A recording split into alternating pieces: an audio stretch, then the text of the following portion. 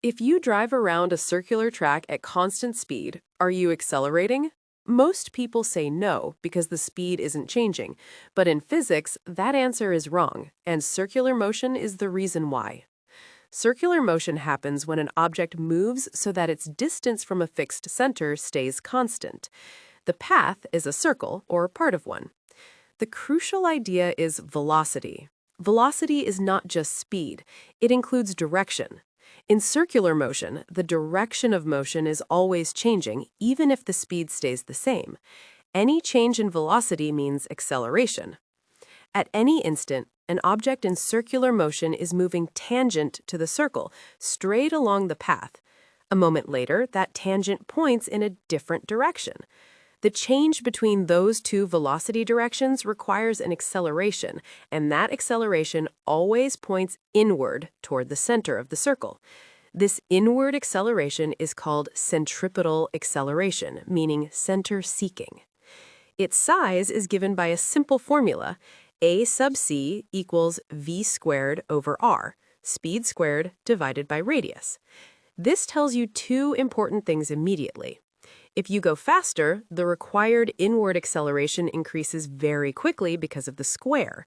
And if the circle is tighter, meaning a smaller radius, you need more inward acceleration to stay on that path. Acceleration means force. By Newton's second law, there must be a net inward force producing that centripetal acceleration. That force has magnitude mv squared over r. Centripetal force is not a new kind of force. It is just the inward part of real forces you already know, like tension, friction, gravity, or the normal force. If that inward force suddenly disappears, the object does not fly outward, it moves straight, tangent to the circle. Now, connect this to real life. Swing a ball on a string. The ball moves in a circle, and the string's tension pulls inward, providing the centripetal force. If the string breaks, the ball shoots off in a straight line along the tangent. When a car turns on a flat road, friction between the tires and the road points inward and supplies the centripetal force. If friction isn't strong enough, the car skids straight instead of following the curve. This is why higher speeds and tighter turns are more dangerous. On a banked road, the road is tilted, so part of the normal force points inward, which reduces how much friction is needed, which is why racetracks use steep banking to allow higher speeds safely.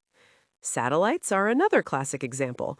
A satellite moving around Earth is in circular motion because gravity pulls inward.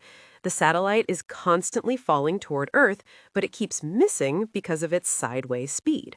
Orbit is circular motion driven by gravity. A washing machine's spin cycle often gets explained using centrifugal force, but in an inertial frame, what's really happening is this.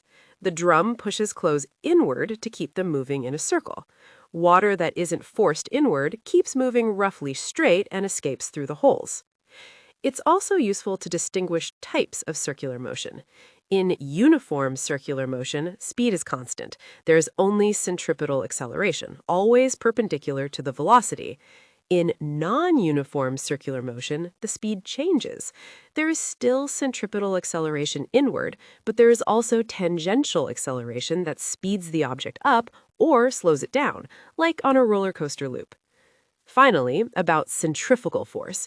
When you sit in a turning car, you feel pushed outward. That sensation comes from your inertia resisting the turn. In the ground frame, the only real force is inward, from the seat or door pushing you into the curve. The outward force appears only if you describe the motion from the rotating frame. The core rule to remember is simple.